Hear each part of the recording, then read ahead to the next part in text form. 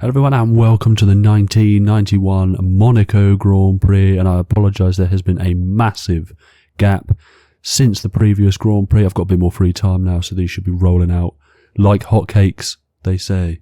Apparently. Probably don't. But we are at the Monaco Grand Prix. It's been a difficult day for us. We had a difficult practice session, but let's get a rundown of the grid. Alesi puts his Ferrari on pole position with Senna just behind him in second place. Berger taking the second McLaren in third place. Alain Prost in fourth place with Nigel Mansell out-qualifying his teammate in fifth place. Nannini with the new Benetton just ahead of his Benetton teammate in seventh place. Eighth is Nakajima with a great result. Hakkinen puts his Lotus ninth. Luigi Martini putting his Minardi in 10th. Schumacher in 11th. With Guglielmin in the Leighton House in 12th. Morbidelli just ahead of Eric Comas in 13th and 14th. 17th, Johnny Herbert in the second Lotus car. And Bertrand Gachot in 18th place. Modena takes up 19th with Cafi in 20th. Alboreto is 21st. And Game, who crashed in qualifying, is down in 22nd place. Let's get ready to the race.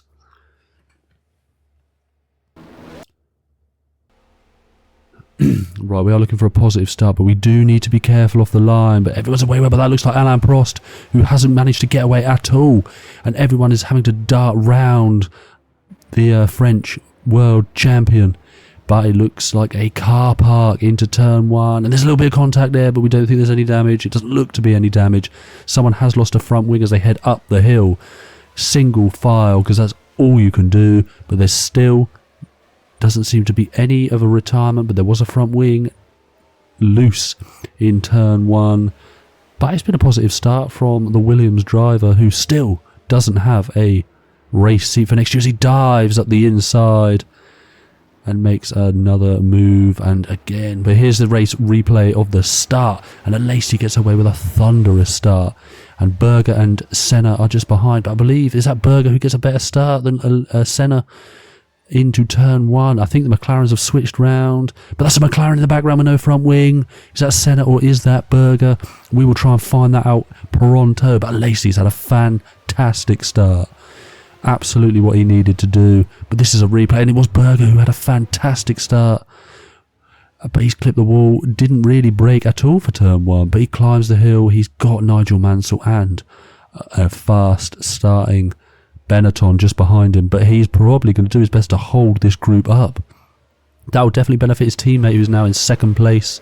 But look, you can see Berger gets away really well there, but it looks as though Alain Prost, with all his experience, has stalled or possible clutch failure. But we are right on board with ourselves now. We have had a good start. We're up into P12. A lot of carnage into turn one that we managed to avoid. But we just need to be steady. There's probably going to be a race of attrition. But at the end of the first lap, Jean Alesi has got an absolutely monstrous lead of around 5.5 seconds with a fantastic opening lap to this Monaco Grand Prix. That Ferrari is looking on rails round here. You can see Senna just in the background. And here he is, chasing down. Now, he'll be wanting to score some good points today. He sits on 7. As we enter round 4, I believe it's round 4. And here we look at the brand new Benetton, currently being driven by Ricciardo. Oh, that's a disaster. He's hit the wall into turn 1. He's lost his front and rear wing. But Tracy's lost his front wing. No, I tell a lie. Nannini has also lost his front wing. That is a disaster. They had such high hopes here in this Grand Prix. They brought their brand new car, and one doesn't have a rear wing and the other doesn't have a front wing. But that looks like Tracy out. We ride back on board with ourselves, and now we are up into 10th place because a plethora of cars have entered the pits. It is going to be a disaster of a race. I can see it coming. Up into 10th, but it's going to be good for us. Morbidelli is just ahead of us, 1.5 ahead as we climb the hill. And I think we just need to be slow, patient. A lot of cars are going to just fall off the road. Maybe we'll try a good pit stop strategy, and we'll see what happens. But we've caught Morbidelli. We're alongside Morbidelli. Is Morbidelli going to see us as we're up the inside in the tunnel? And we're close, and we just narrowly avoid disaster. But that's up into 9th place. We're only 3 spots off the points. But there is a gaggle of cars here that looks like a Minardi and a Jordan just ahead. And it is a ooh, that was a disaster, actually. But that has allowed us to slip up the inside of Pierre-Luigi Martini in the second, Minardi. But look at the classification. Alesi leads with Senna second. And it appears that Berger held up most of the grid and Schumacher's round. He's clipped the wall. He doesn't look to have any damage on the car, so he will be able to continue driving. But the lead that these two ahead, and especially Alesi, 5.7 ahead of Ayrton Senna in his Ferrari. He is dominating. We are up into 6th, 5th, 4th. We are in 4th place. There's been a disaster. Riccardo Patrese, who I think, he stayed out. What a melt. He stayed out. He's currently 3rd, but he doesn't have a rear wing, so that is going to be, yeah, we can't catch him at an unquestionable pace. Nigel Mansell down in 8th would suggest he has lost a front wing at some point. Berger back out, but he's 54 seconds off the lead. Hakkinen, we think, has lost a front wing as well at some point. And it is carnage, and we are only on lap 3 of the Monaco Grand Prix of 1999. But like I said, we just need to settle down, keep it sweet, keep it sweet. But this is Nigel Mansell who's clipped the wall on entry, and that's Mansell losing a front wing. We thought he had. We thought Mansell had lost his front wing, and there is confirmation of it. And he luckily was close to home, but is that going to help? Is that going to help his chances in today? But he will be able to stop for a load of fuel. Berger has come out after changing his front wing. He's got a fresh front wing, and we know he'll be quick. He's in that McLaren as he clips the wall on the exit of Rascasse, and we're into the final corner, and he's on the main straight. And we're not sure who he's got ahead of him. It's an Arrows. It's an Arrows footwork. Oh, he's got himself all out of shape up the inside. But we look at the remaining Benetton of Nannini, and he is causing a pile-up who has actually kind of been aided there. And that's Gerhard Berger. A lap later, Berger is just behind Nannini. Now, there might be a difficult car to have. Oh, he's hit the wall. He's hit the wall. Berger's out. Berger is out. And let's look at a replay. He tried to stay ahead of the Minardi, who I believe was probably not really worth trying on the Minardi's part. But that is Gerhard Berger, who will not score today, who's currently the championship leader. But, oh dear. But Senna pits for a fresh set of tyres and some more fuel. Lap 5 of this Grand Prix. It'll be interesting to see. What happens now. But Senna will have fresh tyres, and we believe is going to the end of this Grand Prix. Excellent stuff. But it'd be interesting to see. Alesi will pit and most likely come out ahead of us in this race.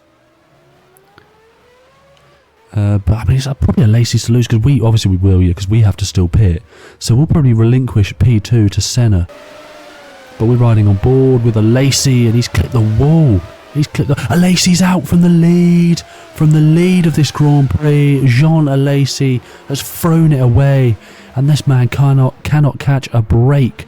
But Jean Alesi is out of the 1991 Monaco Grand Prix whilst leading the race. Mechanics and Ferrari at Maranello are going to be heartbroken at this. He should have a massive championship lead.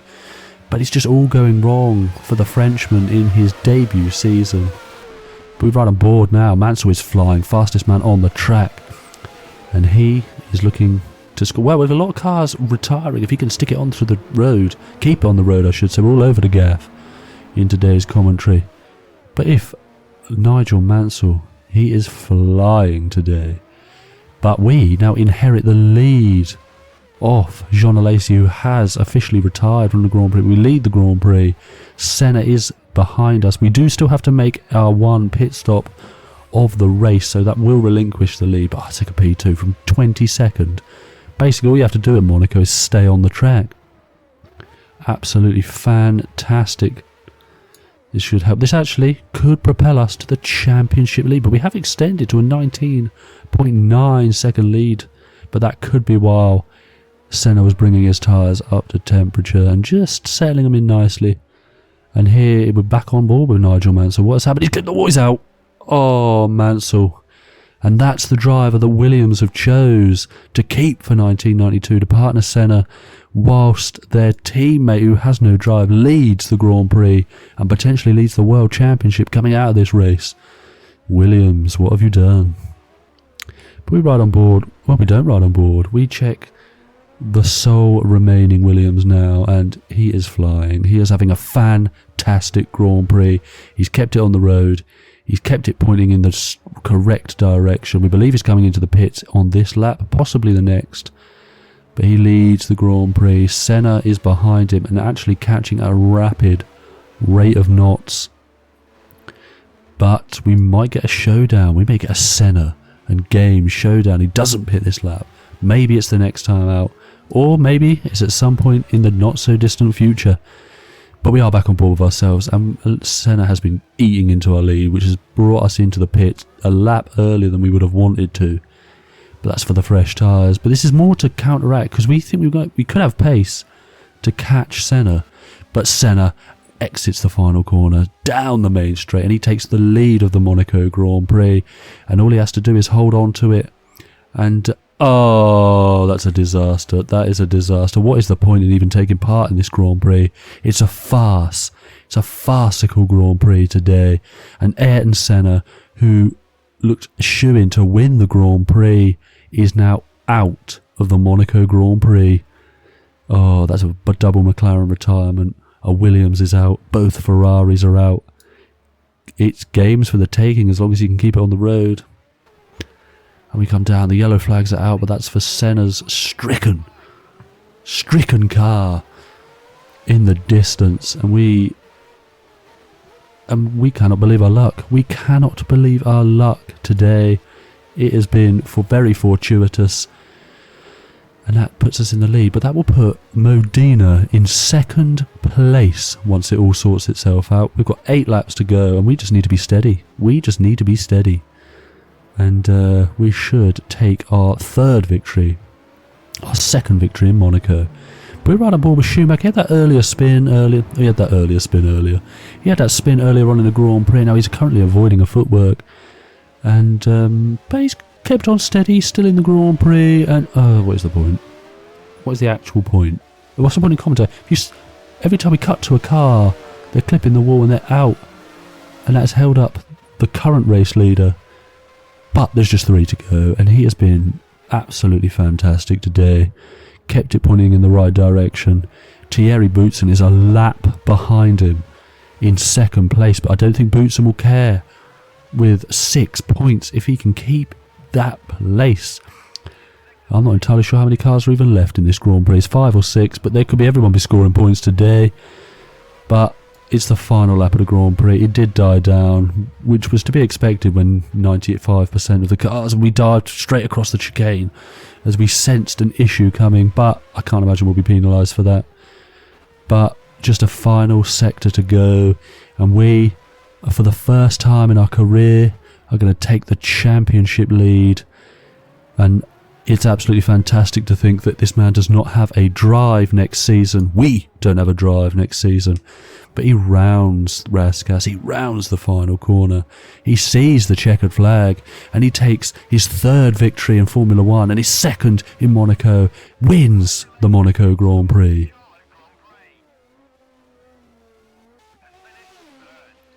We believe Thierry Boutsen is going to come home to finish in second place. And it has been a fantastic drive, one of the top drives, and he kept it on the road, he kept it out of the wall. And he deserves his 10 points today. Absolutely fantastic.